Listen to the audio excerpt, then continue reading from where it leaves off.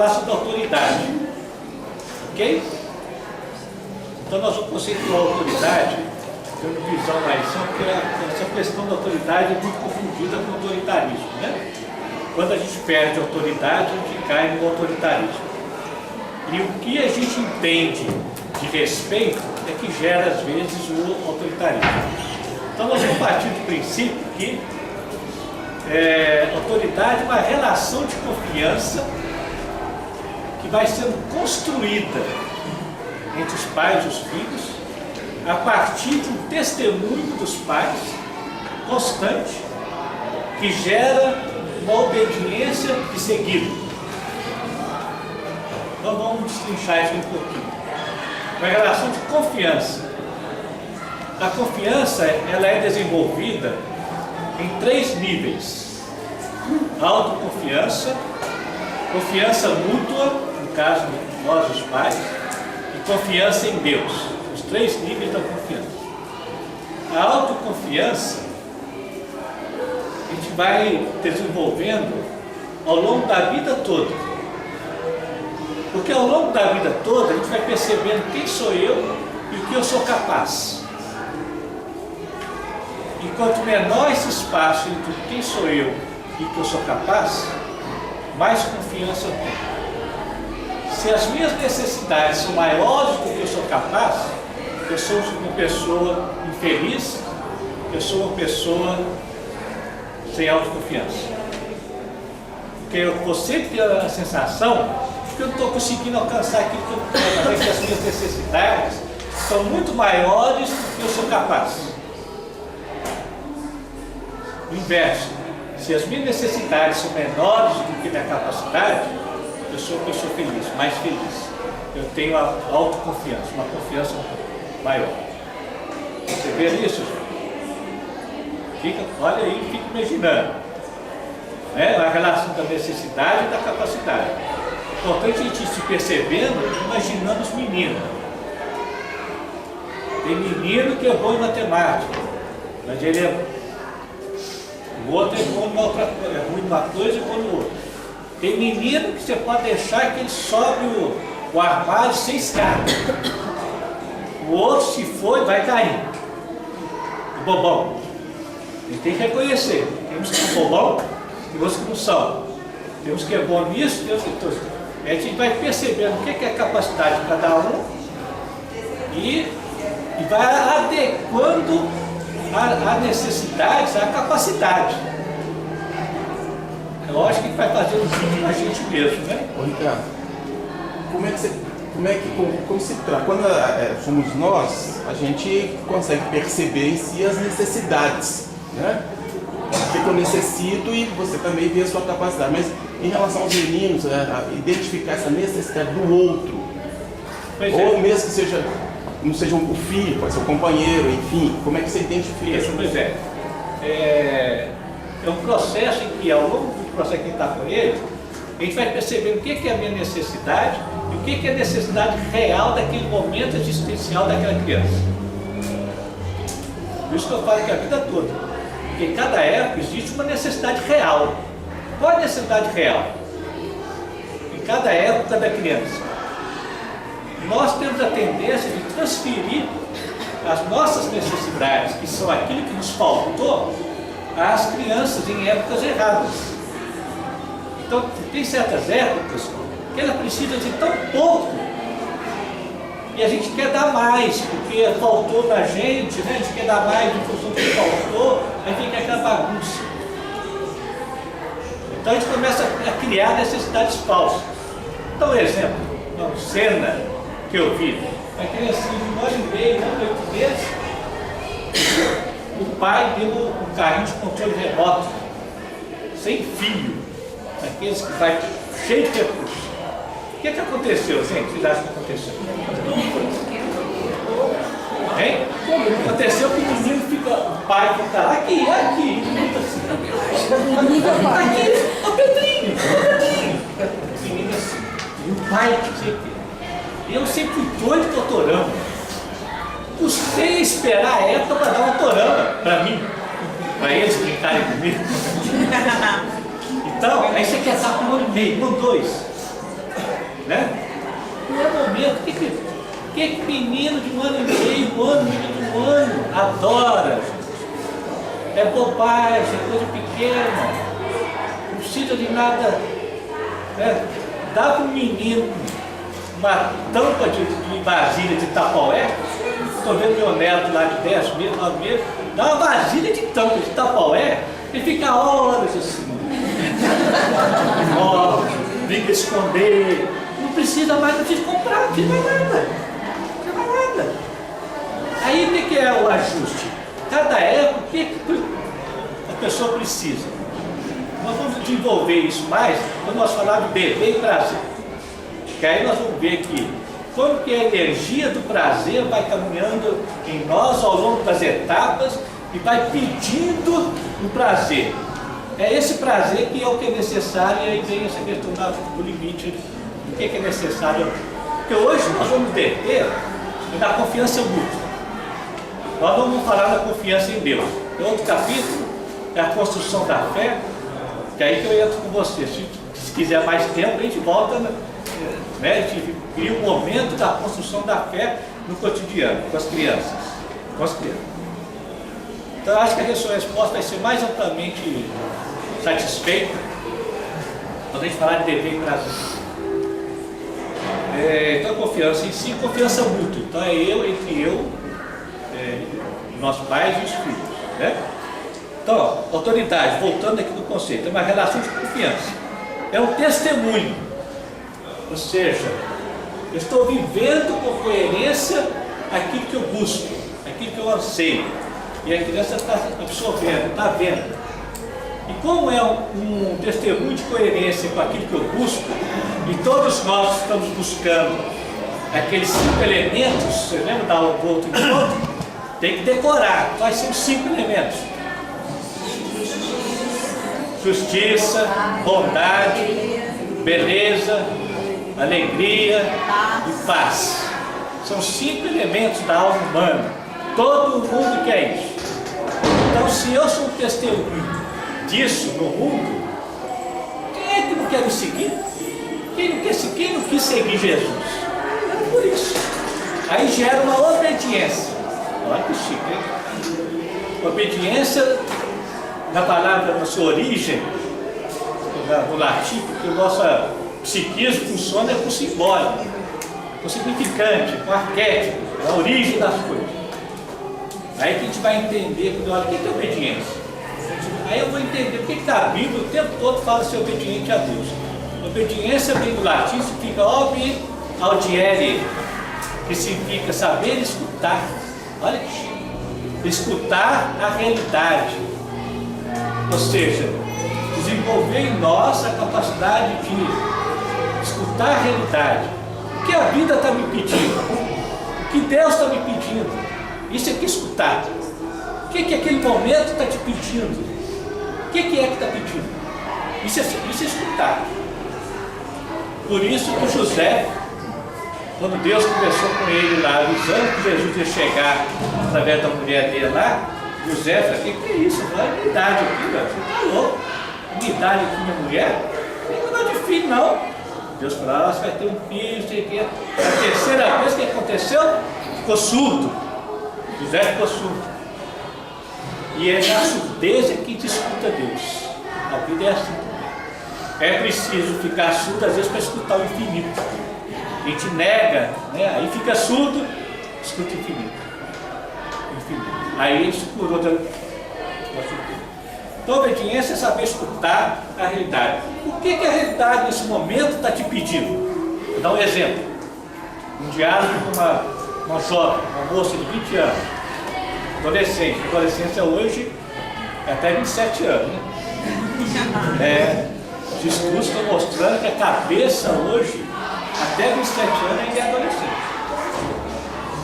Aí ela fala, estou pensando em largar o curso da faculdade.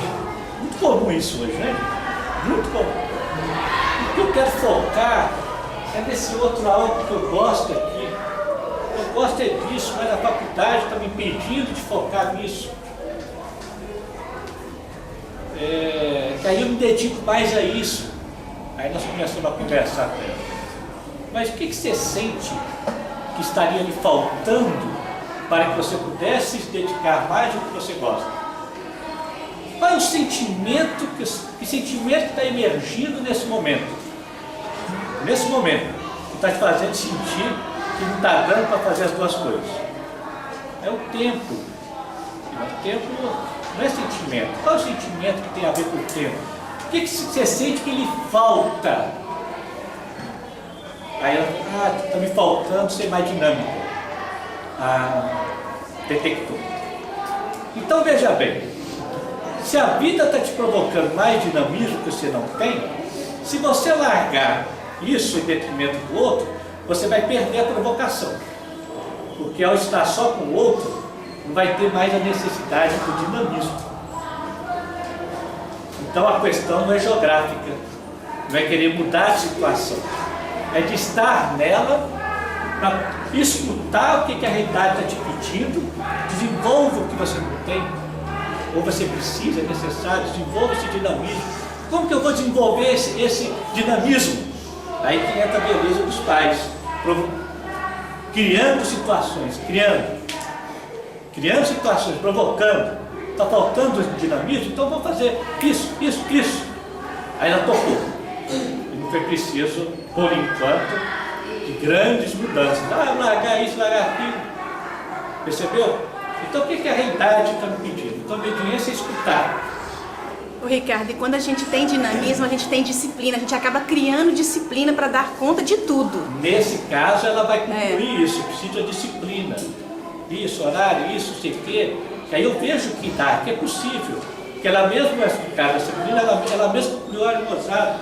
Quando eu trabalhei um mês naquele serviço, eu me senti muito dinâmico, eu dei conta de tudo. É isso mesmo, porque você tem potencial, mas você ainda não deu encaixe. Percebeu? Então o que é a realidade para mim? Tem que escuta, desenvolver escuta. Pois bem. Então, vamos analisar aqui então alguns empecilhos, né? Vamos construir uma autoridade. Um dos grandes empecilhos para se construir uma autoridade é o conflito do certo e errado. Tanto trem danado isso, né? Tal conflito do certo e errado começou lá atrás, lá na Santa Inquisição. Alguém resolveu criar uma lista dos pecados, o que é o mal, o que é o bem, inventaram uma catraca para ir para o céu, para o limbo ou para o inferno. Né? E aí você chega na catraca e vai ver a sua lista de certo e de errado. Se a lista de errado estiver muito grande, conforme os padrões estabelecidos, o que fazia?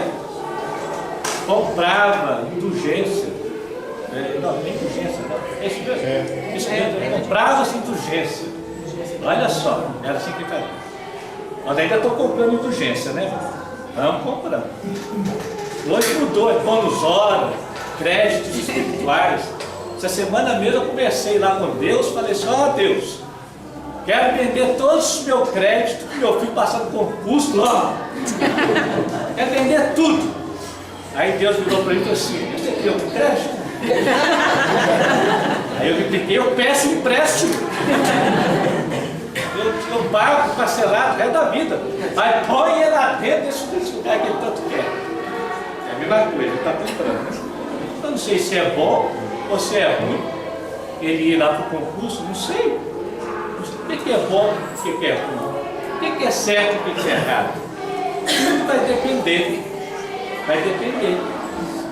Kardec fala, nós temos que estar sempre olhando a intenção e não o gesto em si. A gente sempre olha o gesto. Ele matou.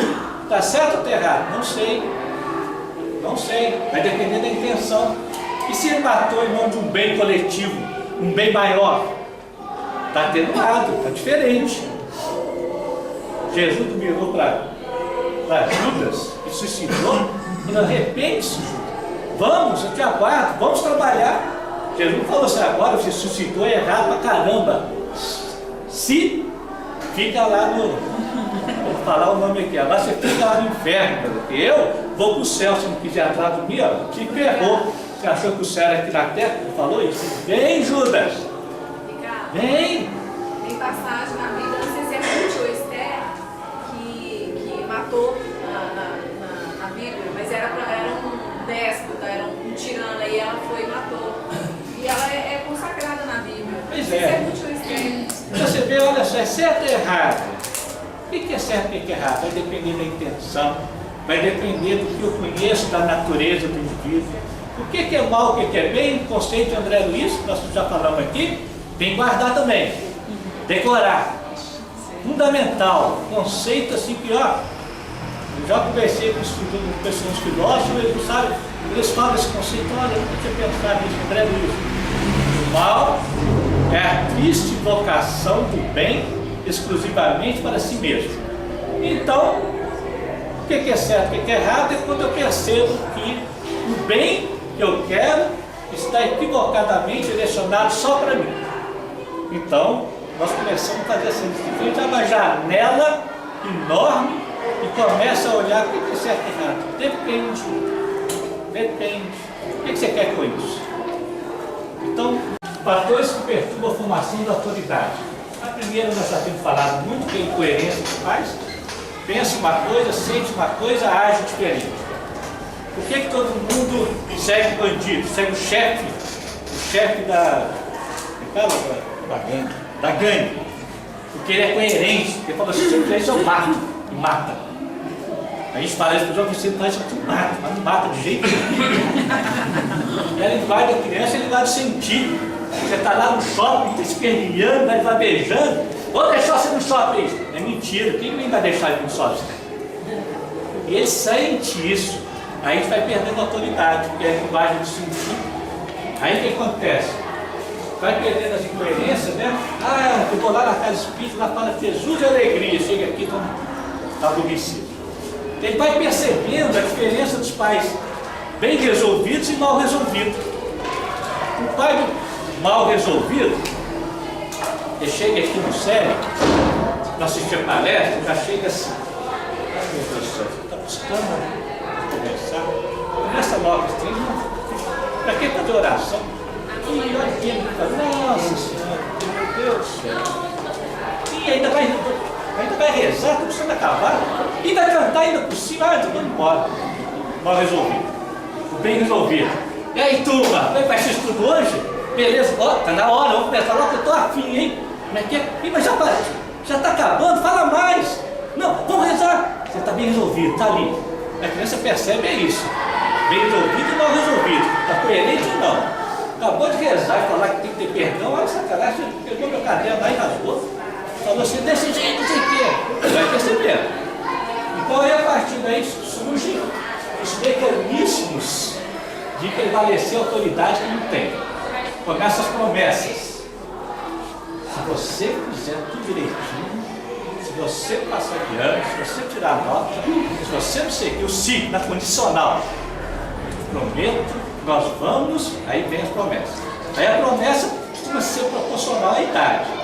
Só que, como ela não resolve, as promessas vão ampliando, né? Quando é pequenininha é fácil. Na hora que chega na adolescência é muito difícil. Aí tem que levar lá em Disneyland, promessa grande. Aí tem que fazer um safari na África. Porque todas as promessas das pequenininhas já foram executadas. As promessas tem que ficar grande. Aí começa. Como o sentimento não foi trabalhado, às vezes funciona um pouquinho, depois funciona mais. Aí tem que ir criando. Aí o que acontece? A gente cai na ameaça. Se você não fizer isso, você não vai no aniversário lá de fulano. Se você fizer isso, você não vai passear no zoológico conosco. E o gozado com as ameaças são tão sacanas que é em cima da zona de prazer. Aí acabou. Nós vamos ver lá no bebê prazer, né? Que é, na verdade, uma aula de espírito amigo que deu pra gente, que falou, não se cumpre o dever sem prazer. O dever só é cumprido se há prazer. A balança tem que estar assim. A gente cria o dever, é do prazer, não é da racionalidade. Tem que escovar dente, porque se escovar dente, o bichinho da cara vai comer. Racionalidade, isso não entra na cabeça da criança. Entra sob forma de prazer. Né? Aí não ocorre, a gente começa a fazer ameaça. Você quer dar uns exemplos das ameaças? Não fala que seus, não. Fala que de um amigo. Você viu um amigo? Vizinho. Você lembra? Faz ameaça. Né? Hoje o mundo comunístico vai crescendo, uma semana sem computador. Né? Uma semana sem o PlayStation. Isso aí. Uma semana não sei o quê. Né? Primeiro os pais, cheios de culpa com medo, criam necessidades ilusórias, que aqui nós falamos no início. Aí sente tão assim que vai lá e dá um iPod pro filho. Na época errada. Aí depois o que ele faz? Chantageia com aquilo que Deus. Olha só que coisa danada. E a zona do prazer. Não é sempre assim? Na zona do prazer, você não vai no clube hoje, vai ficar aí. Ah, não sei o que, não sei o que. Então, surge essa ameaça. Tem algum outro tipo de ameaça aí, gente? Lembrei. Hã? Ricardo, eu devia ter tido essa aula quando os meus meninos eram bebês. Eu já tomei pau. A gente começa com o aviãozinho, como eu falei, o aviãozinho para comer, né? Ainda está ali, né? Tem que engordar. Depois que é adolescente tem que emagrecer. É difícil, né? Não é? Como é que fica isso? Aí, como não funciona, porque vai crescendo, vai piorando, né? Vai piorando, aí a gente cai às vezes na indiferença. Que é pior do que tudo. Eu prefiro ameaçar, fazer tudo bater do que indiferença. Porque indiferença é frieza, já começou assim, do mais disciplina, faz o que você quiser. Aí que o filho sofre mesmo, porque às vezes o filho precisa, quer. Eu me lembro de um depoimento de uma jovem. Ela falava assim que ela chegava em casa várias vezes, muito tarde, e aí a coisa foi se descampando, porque os pais, achando que era um pai moderno, como se fosse, ela cuida de dela, não sei o quê. Um belo dia ela descampou com um processo aí ela contando, eu chegava em casa, eu queria tanto ver o meu pai na porta de casa, para me sacudir, para me xingar. Mas não, nunca. Olha só que filha danada. Você faz isso, eles acham ruim. Se não faz, acha falta, sente falta. Mas o drama dela foi bonito, porque ela sentiu que faltou alguém para dar uma referência para ela. Os pais estavam tão nessa fé que ela perdeu a referência e foi. E ela sentiu falta de um dia chegar em casa e ver o pai ali. Filha, o que passas contigo, filha? Sentiu falta disso. Ricardo, mas sempre a gente quer dar uma desculpa e colocar a culpa em alguém. Tem jeito, né? Às vezes a gente nunca... Porque se for assim, os filhos que não têm os pais, né? Que morreram, perderam os pais cedos e tal, e que vivem às vezes sem essa referência, tem que ser algo que ela vai criando de experiência na vida. Então ela poderia falar assim, ser um bandido, falar, mas é porque eu não tive meus pais, e a gente sabe que não é assim. Isso, foi bem colocado isso, porque não só a vida provém de referências, como o espírito já nasce com uma bagagem. Então não tem essas, porque todos nós temos aquele brilhozinho no Pinóquio. Né? A gente nasce com a bagagem, com o projeto do reencarnatório, o vetor reencarnatório. E diante de uma tentação, esse brilho emerge. Ele emerge. O negócio é que a gente tende a matar o brilho nessa hora. Assim como Caim matou Abel, quando houve uma denúncia com a verdade. Né? Então você colocou bem, que nós podemos enumerar várias histórias aqui. Caso assim, não é? Porque senão fica muito para ser de um jeito, não foi. Porque o espírito não acolheu aquele processo. Porque fica muito fácil a gente jogar culpa no outro por aquilo que eu sou. Isso. Né? Então foi bom você colocar isso, porque ele cita aqui um aspecto, é a questão pedagógica, né? É o pai querendo ser um pouco melhor e auxiliando o espírito. Mas no fundo, quando a gente vai treinando nessas coisas, a gente está treinando para a gente mesmo. Não é para o espírito, não. Porque ele pode receber isso bem e pode não receber isso bem. E eu não vou chegar no final da reta da minha vida culpado, não, se eu fui fiel àquilo que eu abracei. Ou seja, a proposta da educação é chegar lá com a paz, com a consciência tranquila. O melhor que eu, como eu entendia, eu fiz. Se um ficou bandido ou não, o que foi? É o Judas. Vai me dizer que Jesus fez o melhor que ainda o Judas para ele. Vai ter isso mesmo, por isso que é para nós. Não vamos... Então, pais, principalmente mãe, que carrega muita culpa no coração, tem que ter essa consciência, tem que alijar a culpa ali. Ah, deixei de fazer, eu sei o quê. E a própria evolução, a gente vai se tornando pessoas mais maduras.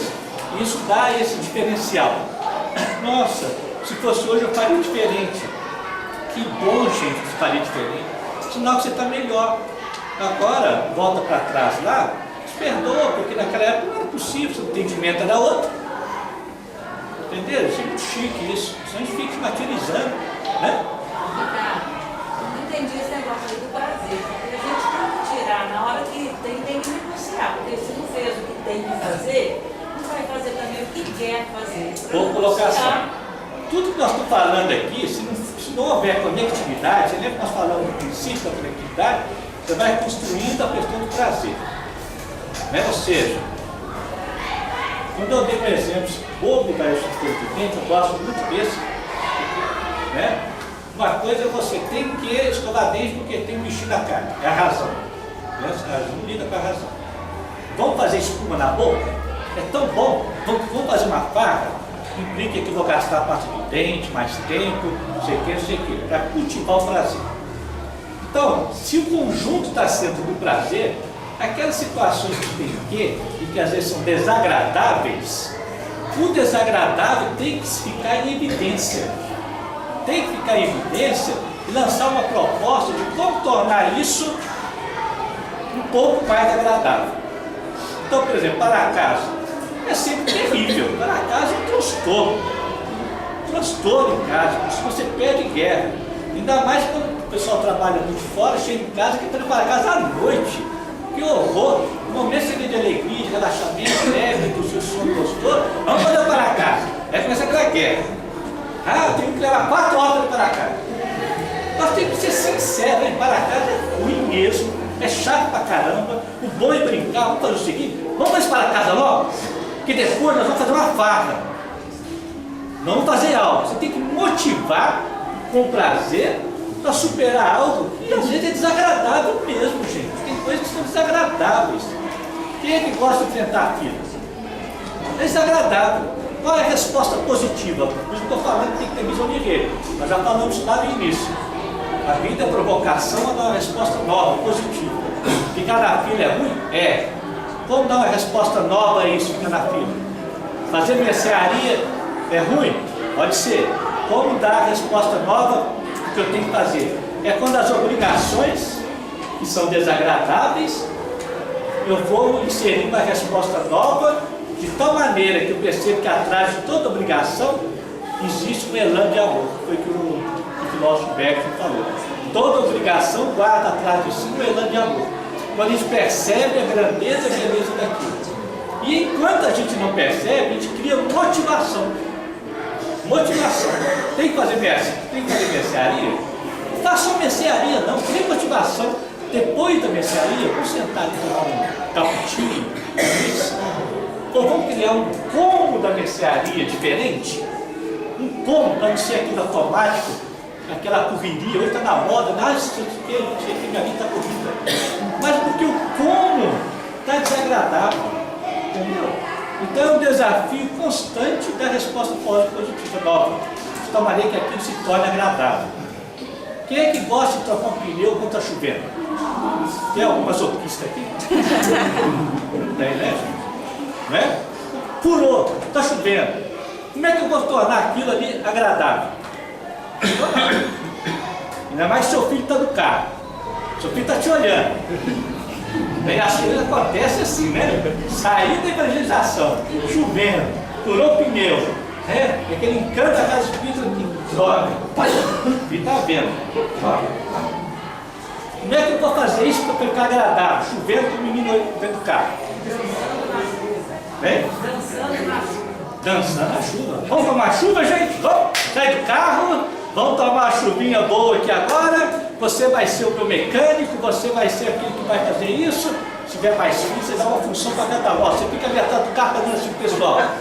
Você fica não sei o quê. Você olha aqui, ó, tira as portas, segura as portas. Todo mundo olhando, tá alegria. Vai ser inesquecível. Tenho certeza que vai ser inesquecível. Lembrei do filme A Vida é Bela. Isso, a vida bela aí, gente do O tempo céu. todo eu falando com o filho. Lembrou bem, aquele filme de guerra, A Vida é Bela. Ele transformou o campo de concentração e prisão numa aventura. Você falou, aqui é piada. É isso mesmo. Então, a criança precisa de ver como nós damos essa resposta, em que coisas desagradáveis se transformam em algo lúdico, imaginário, né? Que é bacana. Uma das viagens que mais me marcou quando eu era mais jovem, menino, foi uma viagem que saiu com nossos pais. De repente ele mudou para lá, vamos fazer isso, isso. E nós não tínhamos roupa nenhuma, não levamos nada. Nós fomos só para ir e voltar no mesmo dia. De repente nós viajamos 3 dias com a mesma roupa, sem nada. Inesquecível. Eu não preciso trocar roupa, não preciso confitando, não precisa tomar banho, não precisa nada. 3 dias com a roupa. Inesquecível. Tem que ser louco. Tem que ser louco, isso é que é gostoso. Ricardo, mas os livros de educação ensinam a gente, de vez em quando a gente tem que atingir o prazer da criança. Então, por exemplo, a criança tem que atingir o prazer da criança. Então ela fez uma birra enorme, você está indo para a festa de aniversário. Aí você fala, não vamos à festa de aniversário agora, porque você teve essa birra. Aí você atingiu o prazer dela. Eles ensinam a gente tem que fazer assim, não é? Pedagogia do privilégio negativo. Muito mais legal para esse, nossa, eu gostaria de tanto ir nessa festa com você, é tão bom conviver com você, eu gostaria tanto que nós fôssemos juntos, mas eu acho que você não está dando conta de ir na festa, né? Eu acho que você não está dando conta hoje, né? É um modo de falar, é a direção, é porque o que eu quero. Porque a gente quer eliminar o mal, aí elimina a pessoa. Não, eu quero é ele, eu quero você na festa, eu quero você comigo. Mas você não está dando conta. Aí, opa, que pena, né? Olha, eu acho que hoje nós vamos na festa sem Pedro. E ele hoje não está dando conta. Vai ver como é que é. E às vezes você fala até que propõe, pessoa, gente, o Pedrinho hoje, ele não está muito nervoso, é assim mesmo, né, gente? A vida é assim, que tem dia que ele não está pedindo trabalho, né? Coerência. Olha a coerência dos nossos pais. Né? Tem dia que ele não está vindo de ir para o trabalho. É mesmo, mas tem que ir, né? Ai, não, olha, que pena, gente. O Pedrinho não vai. Vamos, gente. Ele hoje vai ficar aí, porque ele hoje não está dando conta. Ah, o bicho levanta. Ele faz assim, vamos. É assim mesmo. Pode fazer, professor. Então, o foco é prazer. O foco é acolher. É colher. Uma vez eu estava com esses pensamentos assim. Entrei na nossa comunidade. Pensamento, essas coisas de filho, a Preta Velha manifestou, veio ao meu encontro, só falou uma palavra assim, acolhe, voltou, entendi tudo. É sempre acolher a dor do outro, acolher a dificuldade do outro e como dar uma resposta igual. Não ouvir, é muito comum minimizar o problema do outro. Adjetivar comportamentos. É outra coisa, né? É gozar disso, né, gente? Como a gente não dá conta, às vezes, do drama do outro, né? E isso é difícil pra gente, o drama do outro fala do meu drama também. Aí, na hora, a gente dá conta e inventa algum nome. E é gozar o seguinte, quando eles são pequenininhos, a gente fala assim, né? Ai, meu gatinho, ai, meu cabritinho. Quando eles vão crescendo, o animal vai aumentando, né? Putz, cavalo, ele está mais grande, isso, a vaca. Vai maximizando o animal, vai crescendo. E vai educando. Vai ser quê? Ou então outros adjetivos, conforme a natureza do outro. Justamente aquilo que ele é bom, ele é lerdo, parece uma lesma. Mas é isso que é o talento dele. Com todo respeito, não precisa sentar e ouvir uma pessoa 30 minutos no consultório de psicologia, você tem que ser uma lesma mesmo.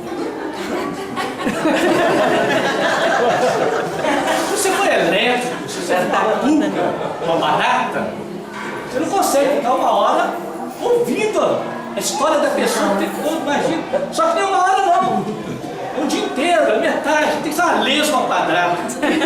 Aí, ali eu sei um bacana, nossa, Senhor, tudo que eu falo, que maravilha. Quando você chega em casa, você fala que você é lesma. Aí a gente pega a lesma do menino e crava nele. Como é que vai ser o futuro psicoterapeuta? Como é que vai ser o futuro cientista?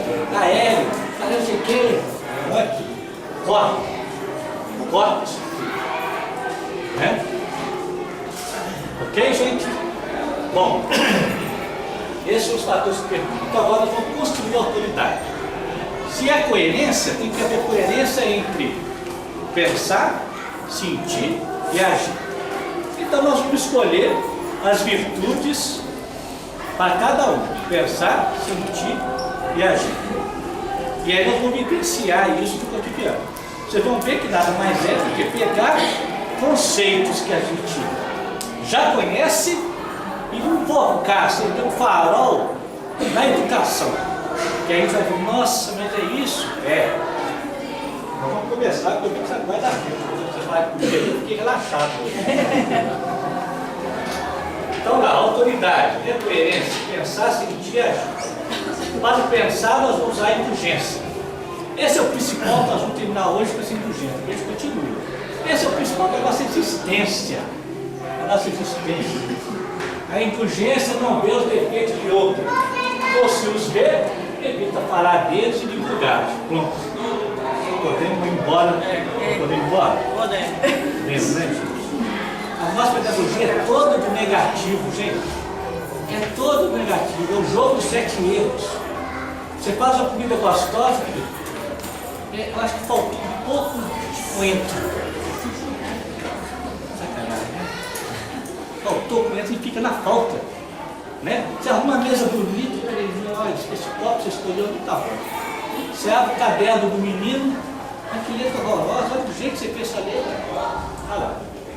Não vê os defeitos. Não é cegueira, não. Você vê. Mas evita falar dele de cuidado. É a pedagogia da virtude. Né? Você primeiro enaltece o belo. Que comidinha gostosa, hein?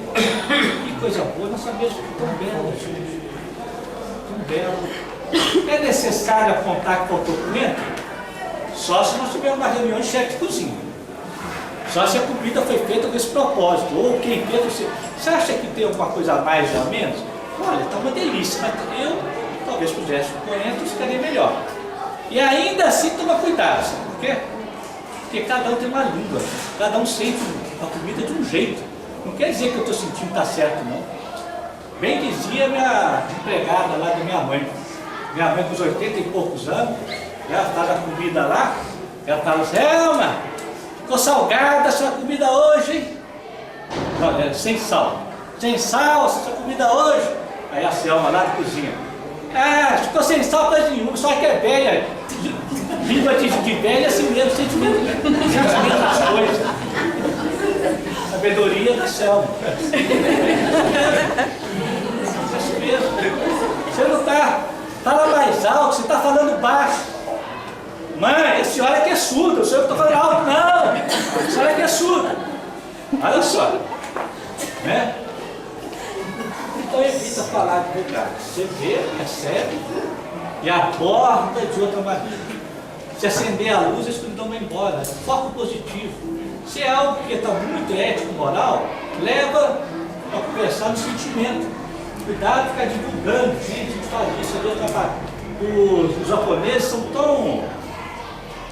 tão cuidadosos com isso, que quando eles têm que chamar a atenção do mais velho, chamam em particular, para não contaminar a autoridade hierárquica. Por isso que lá os velhos são muito respeitados.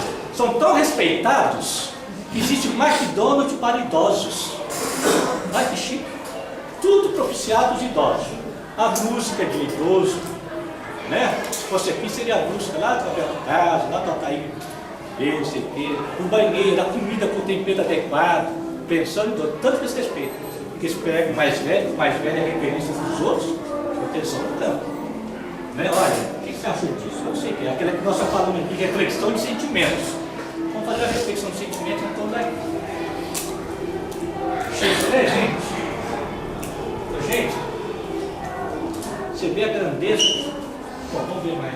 A indulgência jamais se ocupa com os maus hábitos de outro, a menos que seja para prestar o serviço. Mas mesmo neste caso, tem cuidado de os atenuar tanto quanto possível. Olha só, tem uma cena da história de Francisco de Assis lindíssima. Os frades no convento tinham o hábito de fazer jejum, e era um jejum que durava dias e dias. Uma bela noite, um frade começou a chorar, e choraram. Francisco, eu não dou conta mais de fazer jejum, Francisco. Eu não dou conta, eu sou fraco, Francisco. E o Francisco levanta, sabe o que ele fez?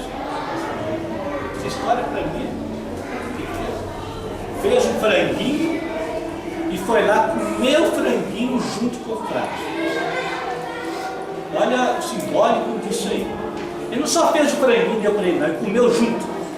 Porque se ele desse o franguinho para ele, ele podia ter uma resposta aquela nossa, clássica. Seu fraco, eu dou conta de fazer jejum, você não? Então se vira. Então tá, acaba o seu jejum, não sei o quê, com limite para capacidade do outro. Então poderia reconhecer o limite dele, vai lá e come então. E depois você reza bastante, seu caráter é até fraco. Não, ele fez o franguinho e comeu com ele, para não humilhá-lo, para não perceber a fraqueza dele.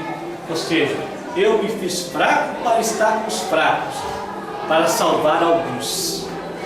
Jesus chegou no poço de Jacó e falou para a mulher samaritana: dá-me de beber. Ele tinha sede, ele estava oferecendo a água viva, mas ele comungou com a humanidade do outro. Gente do céu, depois que eu li isso foi agora, recentemente. Isso tem que comer o franguinho com o outro. Mesmo que não tenha sede do outro, com a dor do outro. Como que isso é difícil, gente, é um desafio, é a própria emersão da santidade. Quando você reconhece a incapacidade do outro, não dou conta, aí você vai lá e come franguinho com ele. Não vê franguinho, o que é? É compartilhar com o outro o limite, a dificuldade dele. Ele não dá conta, gente. Que a gente tem a tendência a ser tão rígido, né? Não faz observações chocantes, não temos nada de censuras, apenas conselhos, mais das vezes, velados. Que coisa ali, né? A pessoa não tem silêncio, né? Observadores atentos, né? Não temos nada de censuras. A gente tem que ter água do Chico demais, não tem? Água santa do Chico, não tem? O tempo todo, gente, é censura. O tempo todo. E a maioria das vezes, censuras que não dão em nada. Não cria nenhuma alteração. Observando isso, que coisa. Ultimamente eu tenho até questionado aquele negócio do bom exemplo. Eu acho que não é exemplo, sabe? Eu acho que é uma observação de como a gente soluciona as coisas. E às vezes a gente fala assim: eu dei o exemplo a vida inteira. Eu sou uma pessoa organizada, lava as toalhas, faz tudo. Olha o filho como é que está bagunçado. Não é exemplo, não. É outra coisa. É como eu penso, é como eu lido com o solucionamento das coisas e como eu lido com o que eu sou. Porque se eu uso da minha natureza, que eu sou organizado, para me transformar num general, esse filho não vai querer arrumar mesmo as coisas, não. Por contestação, a não ser que ele tenha na alma essa mesma natureza. E é isso que a gente vê, né? E a maioria das vezes a censura só serve para afastar. Olha aqui, sede indulgentes, meus amigos, porquanto a indulgência atrai, acalma, ergue, ao passo que o vigor desanima, afasta e irrita. O que censura faz é só afastar. Quando chega a adolescência, afasta mesmo, fica em silêncio e vai acontecer lá nas tribos. De repente a gente assusta. Meu filho, quem quiser ver contestação, consequência disso, é só dar um pulinho. Não sei se ainda tem na sexta-feira, na Savassi, em outra Savassi, um encontro de adolescentes. Não sei se ainda tem. Chega a ter até um ponto turístico, né? Nós falamos uma vez, né? É ponto turístico, de você ver a natureza dos adolescentes no extremo da contestação. Ou porque houve indiferença no lar, falta total de valores éticos e morais, ou rigor desanima, afasta, irrita, e mais que faz isso mesmo, né? E vós, pais, não provoqueis a ira a vossos filhos, mas criai-os na doutrina e admoestação do Senhor. Olha só. Paulo, não provoqueis a ira a vossos filhos. O que é a admoestação do Senhor? É a pedagogia de perguntas. O que passas contigo? O que queres? O que tens? O que procuras? Isso não tem para dar, segue seu caminho, é possível, não é? Dá para projetar? Dá para carregar um cantil de água nas costas, um balde? Dá? Aí a gente faz isso como um bem, com a mulherzinha, querido, né? É só filha, vai fazendo, né? Vai fazendo. Pensou? E aí vai comer a comidinha, franguinho. Lá no caminho. Muito bem. Nós vamos então, eu havia, porque aqui, gente, alguém quer colocar uma questão? Seja indulgente. O primeiro, os outros dois vão deixar passar para o bem, que aí essa semana vai ser exercício da indulgência. Hein? Tem?